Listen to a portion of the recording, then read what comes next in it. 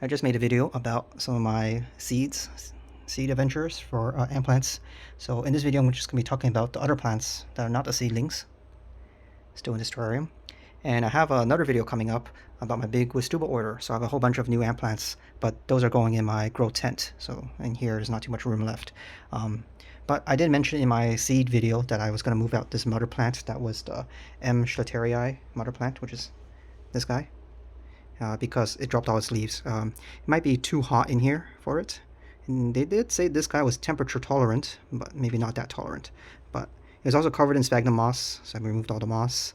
Overall, like, the codex is still very hard, so it's not like rotting or anything. It's very firm. And even in the brown tip area, if you scratch it a bit, underneath it's still all green. So I think it's just doesn't like the high temperatures. It's like over 30 Celsius sometimes. So right now it's 29 in here. Wow. So yeah, it might be a bit too hot for it. So we'll move it out. Even like around this area, even this guy's dropping some leaves. So maybe it needs a bit colder temperatures. Let's see. Let's talk about some of the plants here.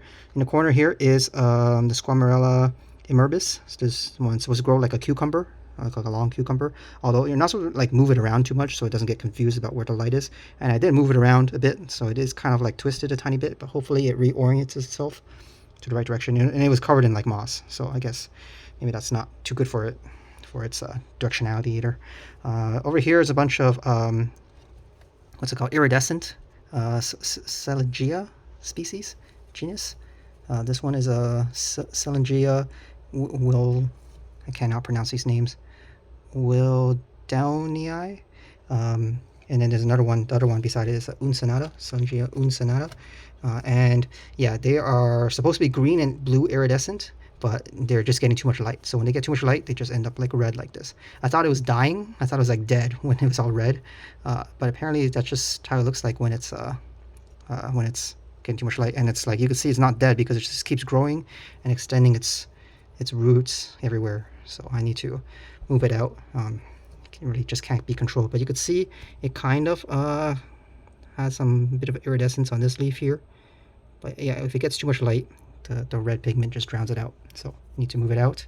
Up here is a different type of ant plant. This is a Microgramma bifrons. So Microgramma's snake ferns, I think they're called. And some of them have these little like tubers that come out. They're not codexes, but these little tubers that come out of the vine, and then they're hollow, and ants can, like, there's a hole on the bottom, and ants can live inside. Some of them have these smooth tubers. Some of them are hairy, and some of them are spiky. So I think there's Bismarckii is one of them. I do have another one, but it has no domatia yet. So we'll see how this one goes. I do have a bunch of cuttings of this one also, because it's just one big like twig, and it just keeps growing and crawling out of the pot. It's hard to control. So yeah, hopefully it gets more of these little domatias though. Some seedlings. I talked about these guys in my seedling video, but these are just Schlatterii offspring, M. schlatterii offsprings. Up front here we have Pingicula gigantea. I don't know. I don't think it's doing that good for me. Like, other people's P. giganteas are huge. Mine just keeps like getting smaller. I may need to feed it more. This is Catopsis, the Catopsis spertoniana or something like that. It's one of the few carnivorous bromeliads. You can see it's getting some of the white waxy coating, although when I had it on my windowsill in the sun, it was way more white. So maybe something to do with the UV. Here, you can see this is like the false scale that happens on the leaves of these ant plants sometimes. I think it's either due to like too high of a humidity where the little pores kind of explode because it's just too humid, or maybe they do it on purpose to attract ants, because ants farm these scales. They're like, oh look, there's scale here, so ants just come. I don't know. I don't know if that's a theory or not, but the new leaves seem to be doing okay. But yeah, it's unsightly, so ideally I could try to prevent it. This guy is tuberosa. I think it's Myrmecodia tuberosa armata. So I think this got just renamed to M. armata or something like that. But it's leaning a bit. It's very like solid. You cannot push this thing back. So before it was not as leaning, but it just leans more and more and more. So yeah, I guess it's just how it wants to grow. Back on the corner here, on the edge here, I have a whole bunch of blue oil ferns. But again, I think it's just too much light in here, so they're not iridescent anymore. And then I have this one iridescent sarcolepsis or something like that, from Sumatra, but it is dropped all its leaves, so it might be too hot in here. I'm going to move it out because the branch still looks like alive, so maybe I could save it. But yeah, the blue oil ferns, not really blue iridescent at the moment. I have a one normal one, which is up front here. I have one of a different species with these flat leaves, and then the one at the very back is supposed to be a giant form of the blue oil fern. So we'll see how they do. I probably need to move them out though. It's just too bright in here and too hot. I don't think they like it. Up front here is a Hydnophytum from Sequidro Island. I got this from Alpenglow Exotic Plants. So yeah, this one has, let me see if I can, yeah, the sphagnum was just covering it, but you can see the area underneath the sphagnum, it kind of grew a bit bigger than the other areas, so maybe it likes to be covered. But interesting plant. Got all the little holes in it for the ants. Yeah, and then back there is a Hydnophytum formicarium.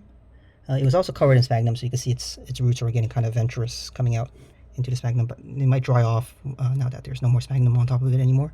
But yeah, that's H formicarium. Got a little holes, a few holes. I don't know if it's, this cottage is kind of dark, so I don't know if it's picks up on camera, but has getting some holes in there now. Seems to be doing okay, new leaves and everything. This is Myrmecodia rumphii, so it's a new addition I have here. This one's supposed to get all warty like a brain, and it might be like related to tuberosa. It might be just a M. tuberosa, but some people say it's a new species or a different species, M. rumphii. So this does not look warty at the moment, so it probably needs to get way older before it gets that warty appearance. But M. rumphii, and I can't see the difference. I guess like right now it's kind of smooth, and if it gets warty, you know, it does look different than the tuberosas, right? The tuberosas have, like, this is a tuberosa, I think. Here's this one's from Borneo, M. tuberosa Borneo. It has more like adventurous roots coming out, whereas this one has less. Back behind here, this is what was this one? From Mossman's Gorge, Myrmecodia platyria Antonii. So platyria is a pretty common Myrmecodia. You can sometimes find them in garden centers. Same for the tuberosa. They're pretty common, and they produce a lot of seeds, so probably easy to get hold of. But yeah, let me just try to take out this big one back here. So this one is a Hydnophytum dentricastens or something like that. They say it has holes in it that can get pretty big. That sometimes little vertebrates live in, like little, maybe like lizards and all that. It has a big growth spurt, so you can see that the green part is a new growth, and it's gone pretty long. Yeah, look at its caudix. It's getting it's pretty big now. I think it's growing out of its pot. It's hitting the edge of the pot in some areas, so I need to repot it, put it in a bigger pot. And yeah, it was covered in sphagnum, so you can see some of its roots got a bit adventurous. But now that the sphagnum is removed, maybe it will dry out. And then back in this corner here is nothing too interesting, so I'm just gonna not pick it out. But this is just a new addition. This is Myrmecodia albertii or something like that. Albertii,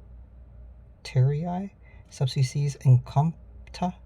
Cannot pronounce these names, but yeah, it's still a little baby, so nothing too much to say about it. So let's move on to the other plants here.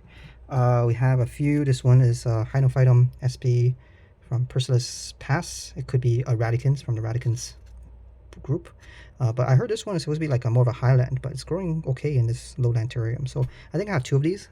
This one, the caudix was kind of buried by sphagnum, and then had made a few holes in it for the ants, and seems to be doing good. I have another one somewhere. I don't know where it is, but I guess we'll see it when we get to it. Here, this one's a radicans from Big Hole, from Wandiwoy or Wanowoy. I think this one of them, the tags are spelled wrong, but it's Wan something Woy. So radicans. And then here's a much larger radicans back here. This one is radicans from Mullins Harbor, from Alpenglow Exotic Plants. So let me try to get it in focus. The camera does not want to behave well. There. Up front here we have Squamellaria huxleyana. It's kind of related to the S. immobis and S. major. They come from Fiji. It's a very handsome caudex. Got a little sprouts coming out that looks kind of cute. Gotten way more lumpy compared to when I got it. So I like that. It's got character. So these guys like it hot. Fiji's pretty hot, so in here they seem to be doing well and not dropping any leaves. Up front here we have this is a Myrmephytum, so not Myrmecodia. Myrmephytum, Arfacianum or something like that. It's a long name. I'll put it on the screen. I need to put a plant tag in here, I guess. I'm gonna move this guy out because it's poking me every time I reach in here. It's very, very spiky. Behind there's a few North Sumatra seedlings, Myrmephytum from North Sumatra, which I'm pretty sure is just a tuberosa. So let's see what else we have. At the very far back is a Hydnophytum roundish caudex, kind of buried. And this guy is getting so big that when I was trimming the sphagnum, I took it out, the pot out. It is like under the soil line. It is just like at the edge of the pot. Like when you squeeze it, you could feel it. So it is getting way too big. I need to repot it. And the leaves are kind of crisping a bit because it's probably too hot in here. So I'm probably going to repot it and move it out. Yeah, it's an undescribed species, I guess. Roundish caudex. I don't know what that means. The caudex doesn't look that round. It looks all lumpy. So I don't know.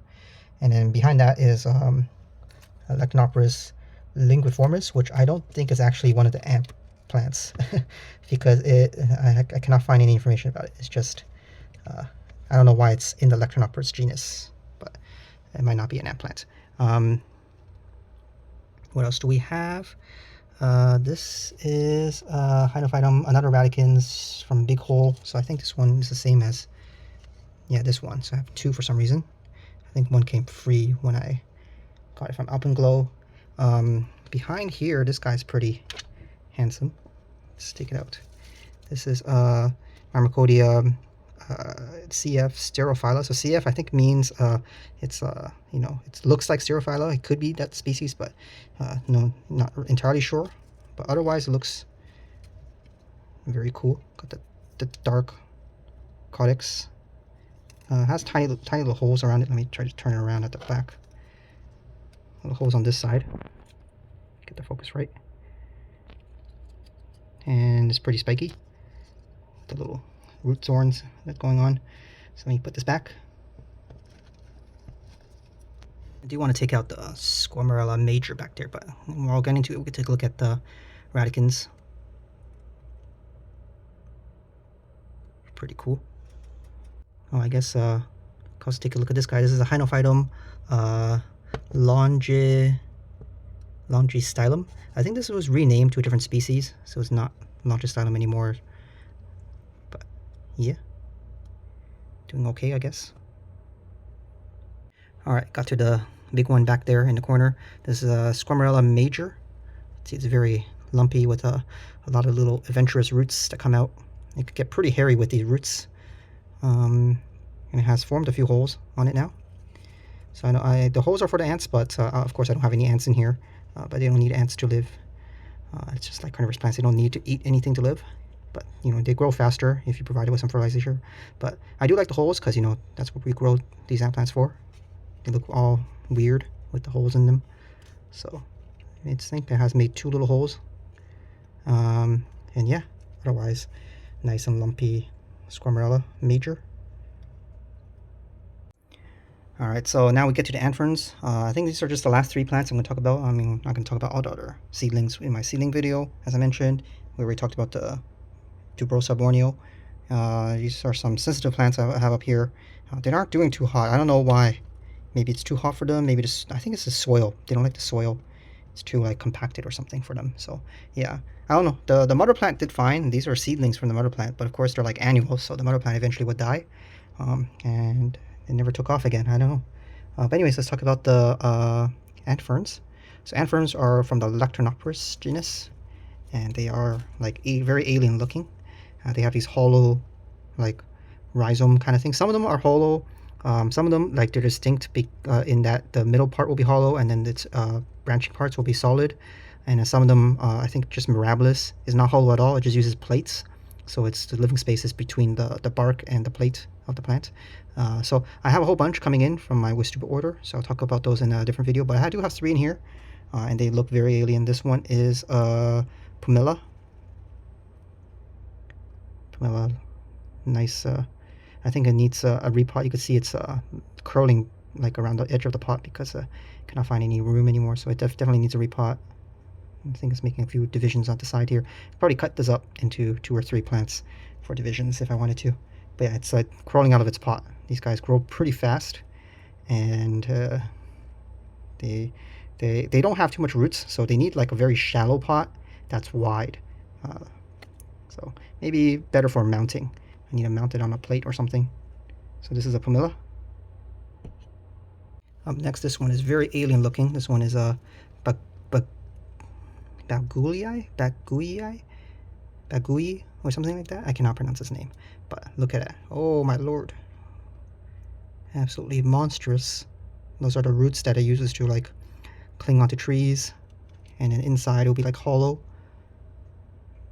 The old leaves are kind of being shed now, but it has some new leaves coming up, and it is just crawling out of its pot. So when I first got it, it was like 100% in the pot, and now it just wants to escape. So kind of like an alien slug kind of thing. If you like weird plants, ant plants are among the weirdest. And of course you can make divisions of it. You could chop it up and everything. It's easy to divide. So that's another one. There's like 13 species, so you could potentially collect them all the Lecanopteris. I think I have them all except for one right now, which is going to come in much later in the year. So when I do have them all, I'll make a video and describe them all, I guess. This one is Lecanopteris, I think Luzonensis or something. So of course that means it's maybe from Luzon. Some biologists are not, I guess, that creative. But yeah, also crawling out of its pot. I like its nice jelly bean green, but it probably needs a repot. So I don't want it to be crushed against the sides of the pot and get all weirdly shaped. They need to be in a flat kind of mount or large wide pot. So yeah, so that is that. Okay, so that is the tour of the ant plants in here, but I'm actually gonna show a few more plants in kind of my quasi Highland setup area. So let's move over there.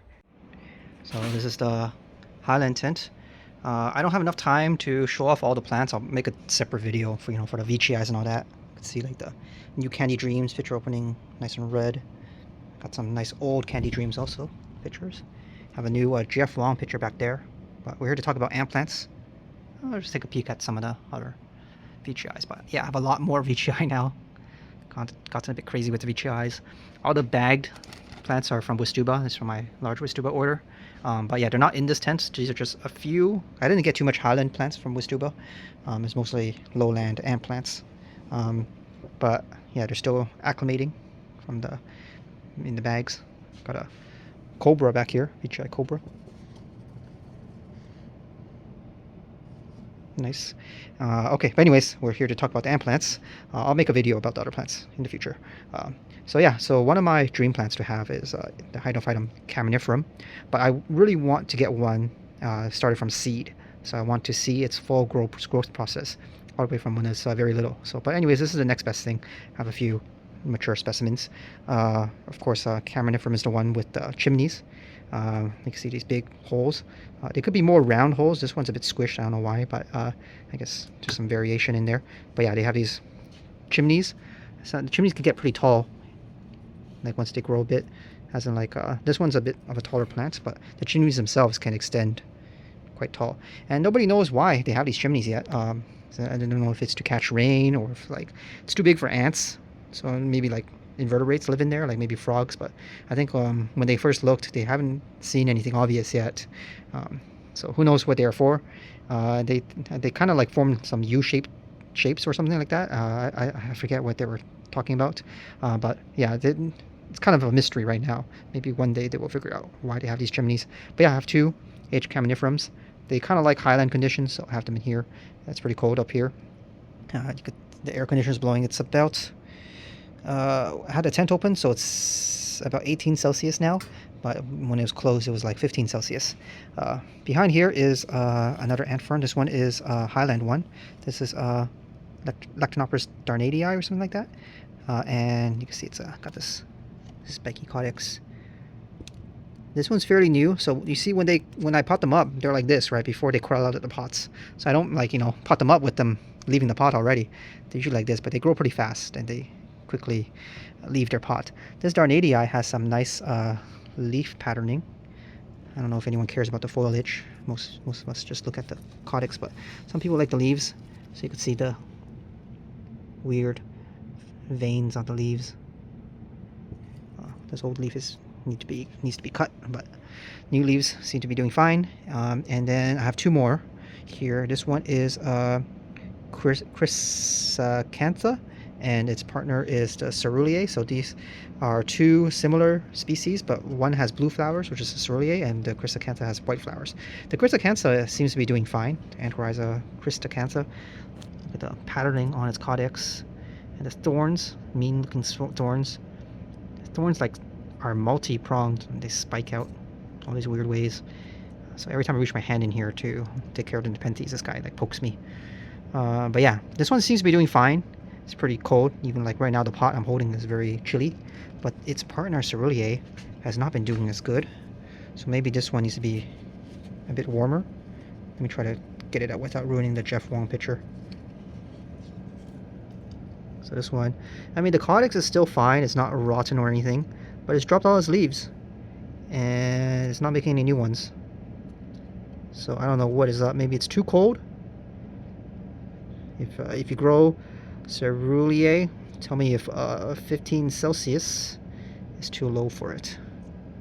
I mean, otherwise it's not rotted away or anything. So I don't know. Sometimes these ant plants, they just drop out their leaves. But yeah, I thought these were supposed to be they grow together.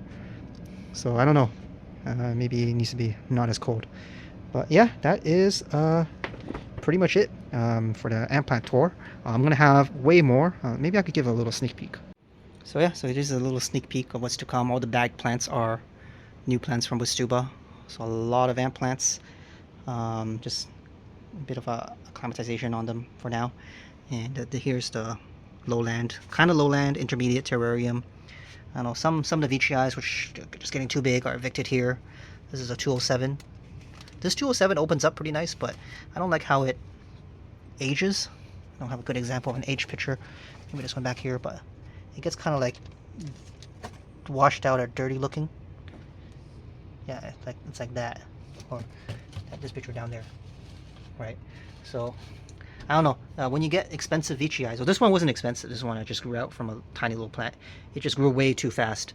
But yeah, if you get any expensive VGI, Candy Dreams and stuff, they hold their color well. That's why they're so expensive. But some people just take a picture of their VGI in their glamour shot phase. But once they age, they don't look as nice. So you want to make sure you see the age picture looks like how you like it. I mean, some people like the coloration, they want the age picture to turn a maroon color. Some people like the changing colors, multiple different plants, but I prefer it to be like this, like the Candy Dreams style the entire time. I mean, beauty's an eye of the beholder. Everyone has their own preferences. But yeah, I want to see the age pictures before I buy anything. But here is Princess Mashed Potatoes. This is a huge picture, and some people say that is the ugliest plant, the ugliest Nepenthes, but I like it. It's very mutant. And yeah, well, I'll go over the plants in the future, but for now I think that is it.